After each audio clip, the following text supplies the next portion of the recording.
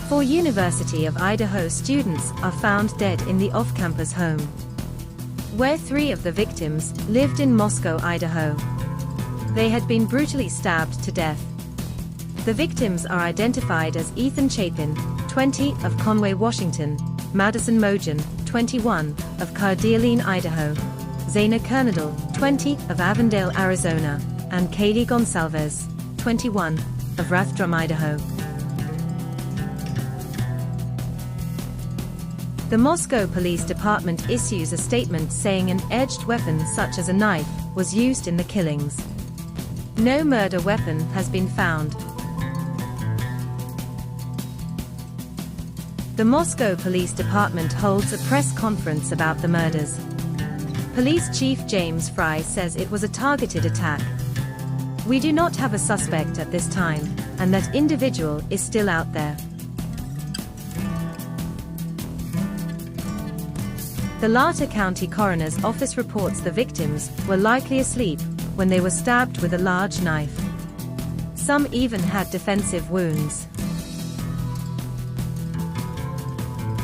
Police release an aerial map showing the times and locations where the victims were on the night of November 12, 2022, and in the early hours of November 13, 2022.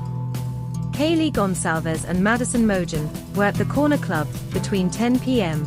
and 1:30 a.m., and then headed to a food truck at 1:40 a.m. Ethan Chapin and Zaina Kernadal attended a Sigma Chi party between 8 to 9 p.m. and were home at 1:45 a.m. Investigators say they do not believe the driver who brought 2 of the victims, Kaylee Gonsalves and Madison Mogen, home on the night of the murders, is involved in the crime.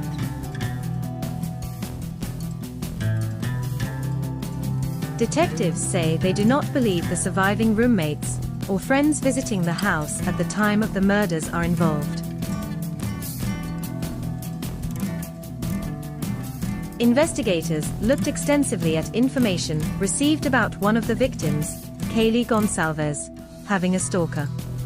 They have not been able to verify or identify a stalker. To this date, investigators collected 113 pieces of physical evidence and sent it to the Idaho State Police Crime Lab. Idaho Governor Brad Little has directed up to $1 million in funds for the ongoing investigation. The University of Idaho holds a vigil in honor of the murdered students. The most important message that we have for you and your families is to spend as much time as possible with those people, Stacy Chapin, the mother of victim Ethan Chapin, tells those who gathered. Police announced they are interested in speaking with the driver of a white 2011 to 2013 Hyundai Elantra spotted near the crime scene at the time of the murders. A trooper's body cam captures a white Hyundai Elantra being stopped twice in Indiana for driving violations. The driver is 28-year-old Brian Koberger, who is accompanied by his father. They were driving home from Washington State University for winter break to the family's home in Pennsylvania.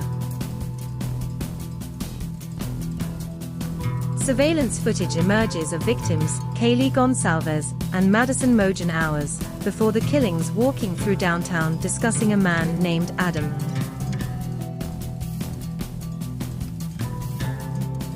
Investigators speak to an owner of a Hyundai Elantra located in Eugene, Oregon. The vehicle was involved in a collision and was impounded.